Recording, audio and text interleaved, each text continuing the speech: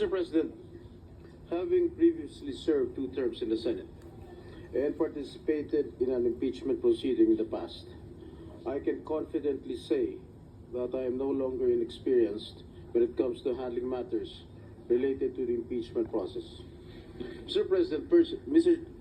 Presiding Officer, personally, malalim po ang hugot ko sa issue ng impeachment dahil minsan ang pinagdaanan namin ito ng aming pamilya. Nang ma-impeach ang aking ama, si dating Pangulong Joseph Estrada, noong panahon ng panunungkulan niya, hindi siya nabigyan ng patas na paglilitis dahil naudlot ito bunsod ng pag-walk out ng mga miyembro ng prosecution panel sa kalagitnaan ng isinasagawang pagdinig noon ng Senado. And the rest, as they say, is history. That's why I feel strongly about following each step in the Constitution. It is a sensitive matter that I take to heart. Mr. President, Mr. Presiding Officer, I vote in favor of remanding the impeachment complaint to the House of Representatives in full adherence to the provisions laid down in our Constitution. The process clearly begins in the House, and it is only proper that we respect this mandate to ensure fairness, due process, and institutional integrity.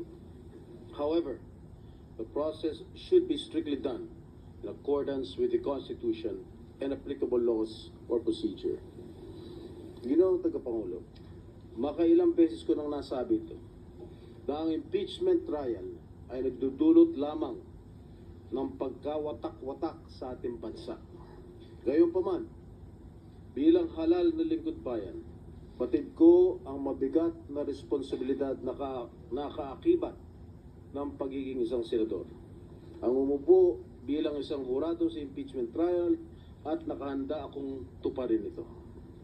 Sa mandatong sinumpaan ko, tungkulin ko na siguruhin na marerespeto ang tamang proseso, mapanatili ang integridad ng ating institusyon, at higit sa lahat, tiyakin na impeachment proceedings ay magiging patas.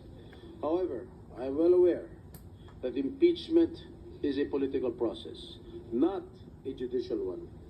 However, in a political process like impeachment, we must adhere to established procedures to ensure that actions are neither arbitrary or driven solely by political agendas. Mr. Presiding Officer, after hearing the positions